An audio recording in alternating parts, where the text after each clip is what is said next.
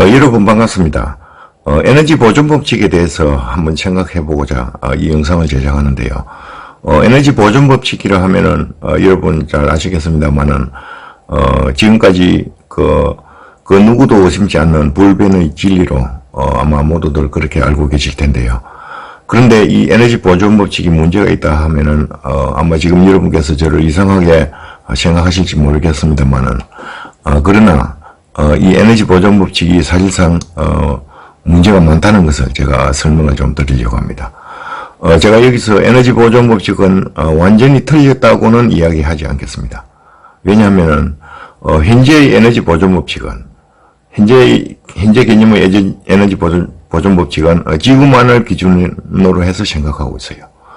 그런데 에너지 보존 법칙은 이 우주 전체적인 개념을 기준해서 생각해야 합니다. 이 에너지 보존 법칙을 이 우주 전체적인 개념으로 생각해야 되는 이유를 지금부터 제가 설명을 드리려고 하는데요. 즉 말해서 현재 개념의 에너지 보존 법칙, 즉 지구만을 기준으로 한 생각한 에너지 보존 법칙은 틀렸다. 그것을 이야기해 드리려고 하는 것입니다. 그래서 현재 개념처럼 지구만을 기준해서 에너지 보존 법칙을 생각할 때에 어떤 맞지 않는 사례들이 발생하는가, 그것을 제가 예를 들어서 설명을 드리려고 이렇게 적어놨는데요. 그 예를 세 가지를 들어드리겠는데요. 첫 번째로 에너지 보존 법칙이 맞다면은 우리가 일상생활에서 비 또는 눈이 올 수가 없습니다. 그 이유를 먼저 첫 번째로 설명을 좀 드릴게요. 잘 아시겠습니다만은 비가 오려면 수증기가 땅에서 증발해가지고 공중에서 응축이 되어야 되겠죠. 그런데 땅에서 증발을 하려면은 태양 에너지로부터 킬로그램당 540kcal 열량을 받아야 됩니다. 이것은 공학을 전공하신 분은 잘 아실 텐데요. 그리고 다시 공중에서 응축되려면은 그 열량을 뺐어야 합니다. 그래야 다시 물로 돌아갈 수가 있는 것입니다. 그런데 공중에서 그 뺏은 열량들이 현재의 에너지 보존 법칙에 따라서 어딘가에 저장이 돼 있어야 되겠죠. 즉 우리가 랭킨 사이클에 종사하시는 분은 아시겠습니다만은 복수기에 의해서 전기가 다시 물로 응축될 때 이 킬로그램당 540kcal 열량을 뺏어서 바다로 내보낸다는 것은 아실 것입니다. 즉 바다에 그 열량이 저장되는 것이죠. 마찬가지로 수증기가 공중에서 응축되기 위해서는 이만한 열량을 공중에서 뺏어야 합니다. 그 뺏은 열량은 현재의 에너지 보존 법칙에 따라서 그러니까 에너지가 어딘가에 저장이 되어 있어야 된다는 것이죠. 랭킨 사이클에서 복수기에서 뺏은 열량이 바다에 저장되듯이 마찬가지로 공중에서 뺏은 그 응축잠열은 공중 어딘가에 보존이 되어 있어야 된다는 것이죠. 왜냐하면 그 보존된 열량이 우주 공간으로는 전달이 불가합니다. 왜냐하면 우주 공간은 열 전달 매체가 없어요. 무의 공간입니다. 그래서 열을 전달하려면은 어떤 매체가 있어야 되는데 그 매체가 없기 때문에 우주 공간으로는 열 전달이 불가합니다. 그렇다면은 그리고 만약에 땅으로 다시 전달이 될 수 있느냐 하면은 땅으로도 전달이 불가한 것이죠. 공중이 오히려 온도가 낮기 때문에 땅은 공중보다 온도가 높습니다. 그래서 땅으로 열 전달이 불가한 것입니다. 또 한 가지 전자기파로 우주 공간으로 나갈 수가 있는데 전자기파 상태로 즉 복사에너지죠. 그것은 온도가 낮은 상태이기 때문에 전자기의 발산이 매우 작습니다. 그리고 또 열은 복사에너지도 있고 전자기파에 의한 복사에너지 그리고 전도 또 있지 않습니까? 그러니까 전자기파로 나가는 이 양은 더군다나 온도가 낮기 때문에 매우 양이 작다는 것이죠. 지상으로도 그 뺏은 열량이 전달이 불가하고 우주 공간으로도 전달이 불가하고 그렇다면 뺏은 열량들이 계속 만약에 지구가 이때까지 생긴 지가 수억 년이 됐는데 그 뺏은 열량이 공중 어딘가에 모두 머물러 있어야 되겠죠. 즉 현재의 에너지 보존 법칙의 개념에 따라서. 그렇다면 그 많은 일량들이 공중에 계속 만약에 머물러 있다면은 그 계속해서 응축을 시킬 수가 있을까요? 여러분 한번 생각해 보시기 바랍니다. 그래서 만약 현재 개념의 에너지 보존 법칙이 맞다면은 비 또는 눈이 올 수 없는 것입니다. 즉 이것은 무엇을 이야기하느냐 하면은 현재 개념의 에너지 보존 법칙은 지구만을 생각하고 있기 때문에 이러한 모순이 생기는 것입니다. 이것은 제가 이 아래 밝혀놓은 카페나 제가 그 과거에 저술을 한 적이 있는 책에 모두 그 이유를 적어놨는데요. 그것은 에너지 보존 법칙을 우주 전체적인 개념으로 생각할 때 모두 해석이 됩니다. 그래서 여러분께서 여기 한번 오셔서 그 이유가 무엇인가, 현재 개념의 에너지 보존 법칙이 이렇게 맞지 않는 증거가 바로 여기서 발생하는데 이러한 현상이 이유가 일어나는 현상이 그 이유가 무엇인가, 즉 에너지 보존 법칙은 왜 우주 전체적인 개념으로 생각할 때 맞아지는가, 그 이유들을 모두 제가 여기서 밝히고 있으니까 여러분께서 한번 찾아서 보시기 바랍니다. 그래서 이 현재 개념의 에너지 보존 법칙이 맞다면은 첫 번째 증거로서 비 또는 눈이 올 수 없다. 그래서 현재 에너지 보존 법칙은 문제가 있다. 이것을 첫 번째 증거로서 설명을 해드리고요. 다음에 두 번째 증거를 또 설명드리겠습니다. 현재 개념의 에너지 보존 법칙이 맞지 않는 그 두 번째 증거, 그것을 설명을 드리겠는데요. 말씀드렸다시피 에너지 보존 법칙은 우주 전체적인 개념으로 생각해야 되는 것이고요. 현재 개념의 지구만을 기준으로 한 생각한 에너지 보존 법칙은 틀렸다.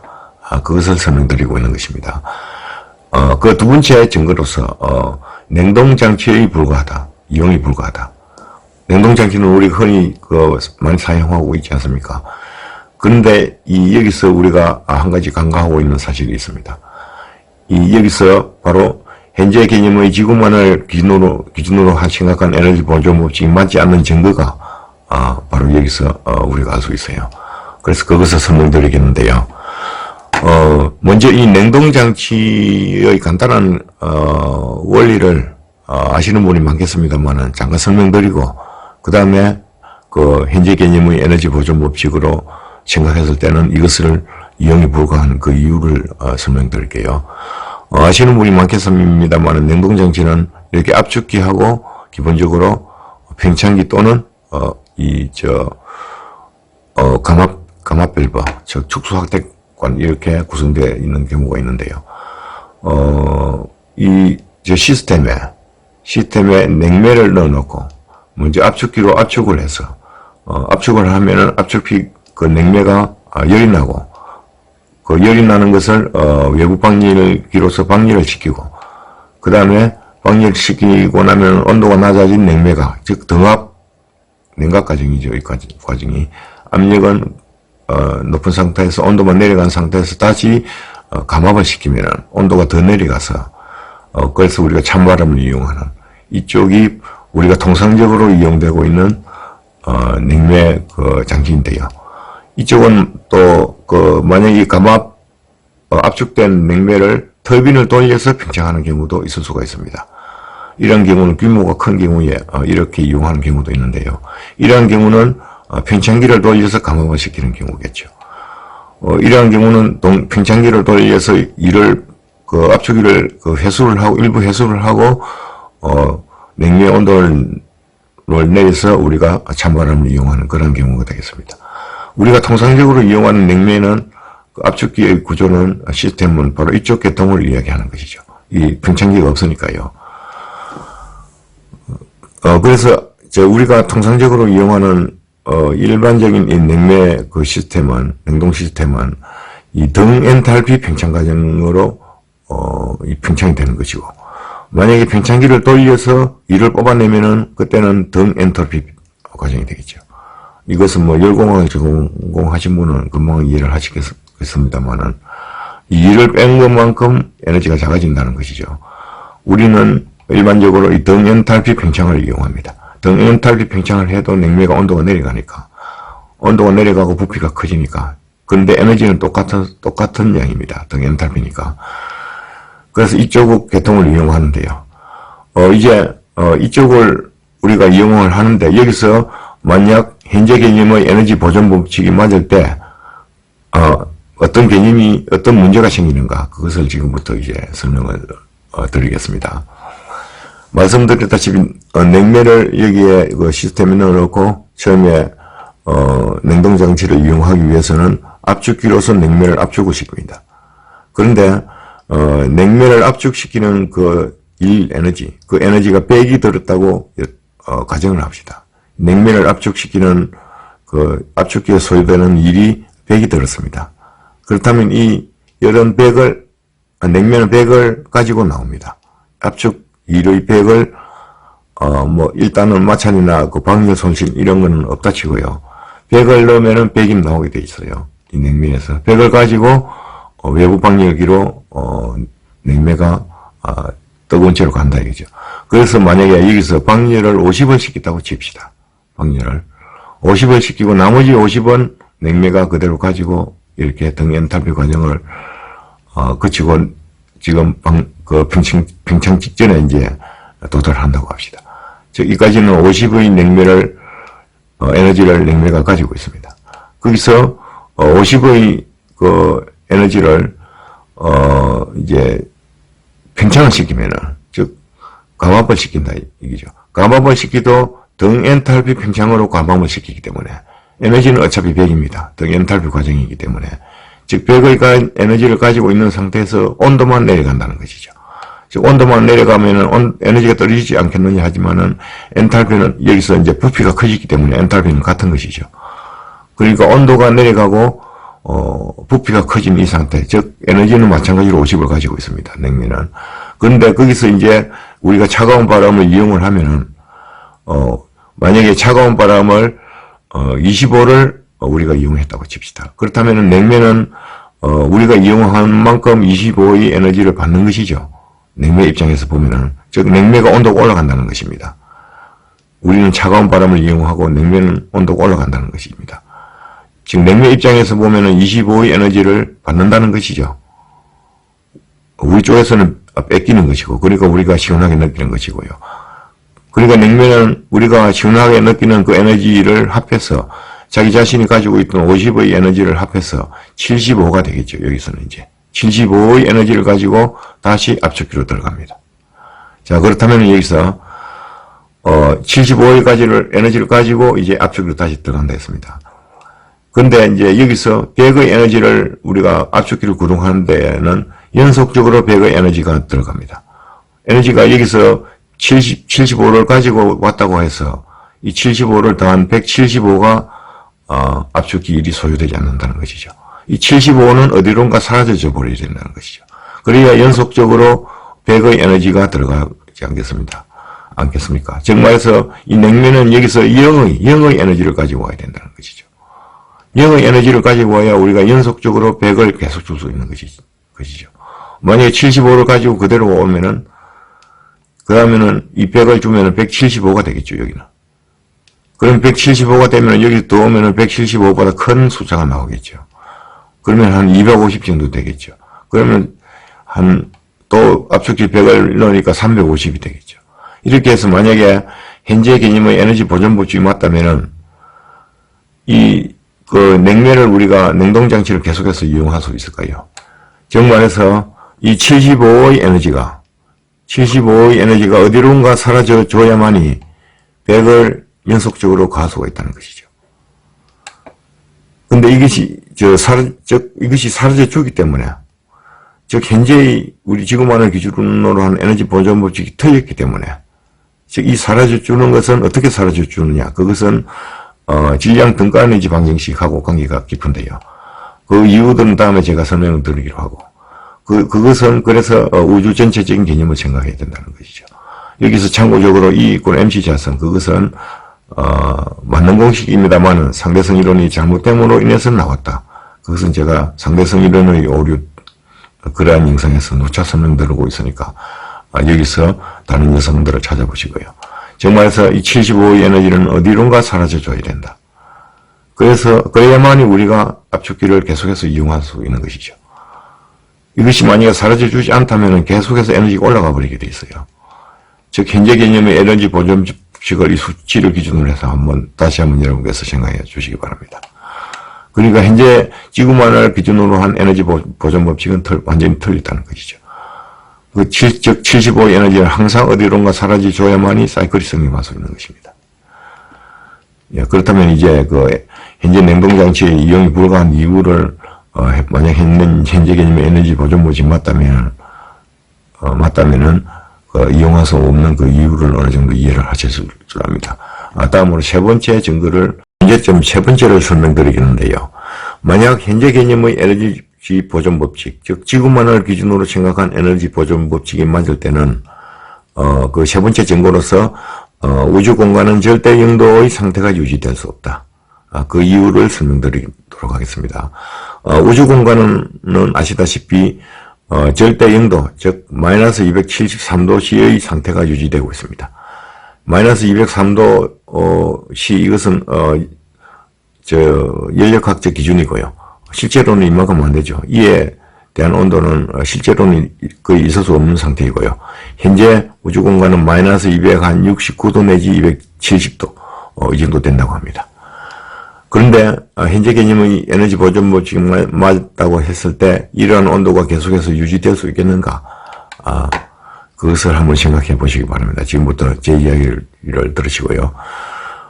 그 이유를 설명드린다면은 현재 우리 우주에는 먼저 우리 은하 내에 빛을 내는 항성의 수, 즉 태양과 같은 이러한 항성의 수가 약 1000억 개 내지 2000억 개가 있다고 합니다. 엄청나게 많은 숫자죠. 그리고 우주 전체적으로 우리 은하와 같은 은하의 수가 약 2000억 개 이상 있다고 합니다. 그렇다면 저렇게 큰 태양 같은 항성이 우주 전체적으로 몇 개 정도 있겠느냐 하면은 2000억 개 곱하기 약 2000억 개, 여기서 2000억 개 곱하기 약 2000억 개. 그렇다면 그 개수가 무려 엄청나겠죠. 그 많은 태양에서 항성에서 내뿜는 에너지가 우주 공간으로 모두 가고 있습니다. 그리고 가는 중에 일부 행성으로도 가고 일부 우주 공간으로, 대부분 우주 공간으로 가는 것이죠. 그런데 만약에 현재 개념의 에너지 보존 법칙이 맞다면은 빛 에너지가 현재 개념의 에너지 보존 법칙에 따라 우주 어딘가에 저장이 되어 있어야 돼요. 그렇지 않겠습니까? 에너지 보존 법칙이 맞으려면은 에너지 보존 법칙에 따라서 우주 공간으로 간 그 수많은 그 항성에서 내뿜는 그 빛 에너지가, 즉 전자기파가 우주 어딘가에 저장이 되어 있어야 돼요. 만약 그것이 그 많은 빛들이 행성으로 갔다. 근데 행성에서도 에너지를 일부 발산합니다. 행성에서 그 많은 에너지를 태양 항성의 에너지를 받아들일 수가 없어요. 그래서 이 많은 빛 에너지들은 모두 우주 공간으로 간 것입니다. 그렇다면은 그 현재 개념의 에너지 보존 법칙대로 하면은 이 많은 에너지들이 다 어디로 갔을까요? 분명히 어딘가에 보존되어 있어야 합니다. 현재 개념의 에너지 보존 법칙에 따라. 그렇다면 지금 우리가 그 보존되고 있는 에너지를 찾을 수 없지 않습니까? 어디 갔는지 우리가 모르고 있는 상태죠. 그래서 만약에 그 에너지가 만약에 우주 공간에 있다면은, 머물러 있다면은, 우주 공간이 이러한 절대 영도 K 상태가 계속 유지될 수 있을까요? 여러분 한번 생각해 보시기 바랍니다. 여기서 제가 한번 말씀드릴 내용이 있는데, 그래서 현재 개념의 이러한 상태의 에너지 보존 법칙은 틀렸다. 그래서 에너지 보존 법칙은 우주 전체적인 개념으로 생각해야 된다. 그래서 에너지 보존 법칙이 문제가 있다고 만약 학계에 제가 이야기를 해본 적이 있어요. 그런데 저를 오히려 이상한 사람으로 생각하고 있어요. 그리고 현재 개념의 에너지 보존 법칙은 절대 사수하려고 합니다. 절대 현재 개념의 에너지 보존 법칙을 사수하면서 이것이 이러한 문제가 있다고 이야기를 하면은 이상한 사람으로 생각해요. 그런데 여러분 한번 생각해 보시기 바랍니다. 현재 개념의 에너지 보존 법칙을 절대 사수하면서, 그리고 이 많은 에너지들이 어디로 갔는지 그것을 모르면서, 해명하지도 못하면서, 그것을 해명하겠다고, 즉 에너지 보존 법칙은 우주 전체적인 개념으로 가질 때 모든 것이 해석된다고 이야기하는 사람을, 저뿐 아니라 이렇게 이야기하는 사람들이 또 일부 있습니다. 그러한 사람들을 한마디로 제정신 없는 사람으로 평가를 한다면 여러분 한번 생각해 보시기 바랍니다. 어느 쪽이 과연 제정신이 없는 사람인가? 어느 쪽에 합리적인 생각을 가지고 있는 사람인가? 제가 볼 때는 솔직히 말해서 그쪽 사람들이 학계에 그쪽 사람들이 도라이예요. 그렇다면 이 많은 에너지를 해명을 해보든지 그렇지도 못하면서 현재 개념의 에너지 보존 법칙을 극구 사수하려고 한다 이거죠. 그래서 제가 여러 가지로 현재 개념의 에너지 보존 법칙은 틀렸고 또한 에너지의 창조도 가능하고 감소도 가능합니다. 인위적으로. 그래서 우리가 지금까지 그 방법을 몰라서 그렇지 그런 방법을 찾은 이론을 제가 많이 제시하기도 했는데요. 모두 무시당하고 있는 상태인데요. 그래서 그 모든 것을 제가 정말 상식적이고 합리적인 기준에서 이 서적을 제가 발간을 한 적이 있는데 이 서적의 내용은 이 카페에서 한번 오시면 보시면 아실 수가 있겠습니다. 그리고 여기서 많은 영상을 찾아보시고요. 엔트로피는 증가만 하는가? 지금 엔트로피는 증가만 하고 있는데 과연 그것이 맞는 이야기인가? 그리고 엔트로피의 정확한 개념이라는 것을 제가 많이 여기서 설명을 하고 있으니까 오셔서 보시기를 바라고요. 에너지의 인위적 창조와 감소가 가능합니다. 그것은 왜 그러냐면은 MC 자성, 즉 이것이 이 공식은 알지지 않습니다. 그러니까 질량 등가 에너지. 즉 이 공식은 이 공식이 최초에 나온 이유는 상대성 이론 때문에 나왔는데 아쉽게도 상대성 이론이 잘못됨으로 인해서 나왔다. 그 진실을 제가 상대성 이론의 요루에 관한 영상을 여기서 많이 설명하고 있으니까 보시고요. 물리학에서는 이것이 상대성 이론이 옳아서 나온 줄 알고 상대성 이론에 대한 어떠한 합리적 반론도 받아들이지 않는 채로 현재 우리 과학을 엉뚱한 방향으로 발전시키고 있습니다. 이러한 현재 개념의 에너지 보존 법칙 이것도 마찬가지예요. 도저히 합리적으로 통하지를 않아요. 합리적, 논리적, 상식적 올바른 논리가 통하지 않는다는 것이죠. 그쪽에 종사하는 사람들이.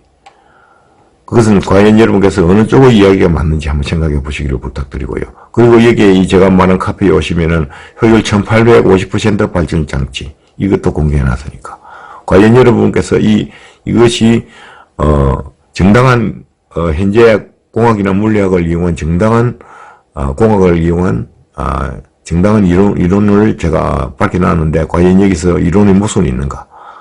이론의 모순이 없다고 해서 물론 작동의 확신은 없습니다만 완전한 효율이 1850% 나오는 이유를 특허 출원서라든지 여러 가지 장치를 공개해놨으니까 한번 보시고요.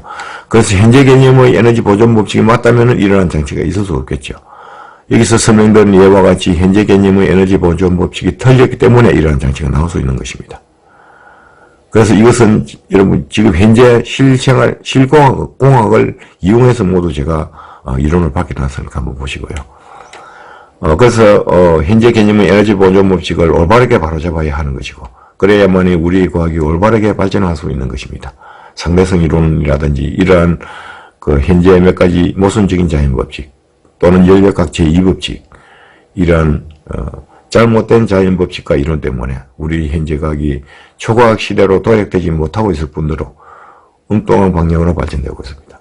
도저히 우물 속에서 벗어나려고 하지를 않아요. 아무리 올바른 논리를 제기를 해도. 그래서 그러한 이유들을 제가 여기서 모두 설명하고 있으니까 자세히 한번 보시기를 부탁드리겠습니다. 여러 가지 이야기가 좀 섞였습니다만은 현재 개념의 에너지 보존 법칙이 어떤 문제가 있는가? 처음에 말씀드렸습니다만 완전히 틀렸다고는 이야기하지 않았습니다. 우주 전체적인 개념을 가지고 생각해야 된다고 분명히 말씀드리고요. 그래서 현재 개념의 지구만을 기준으로 생각하고 있는 에너지 보존 법칙은 틀렸다는 것이고요. 예, 이제 에너지 보존 법칙의 문제점 설명을 마치도록 하겠습니다.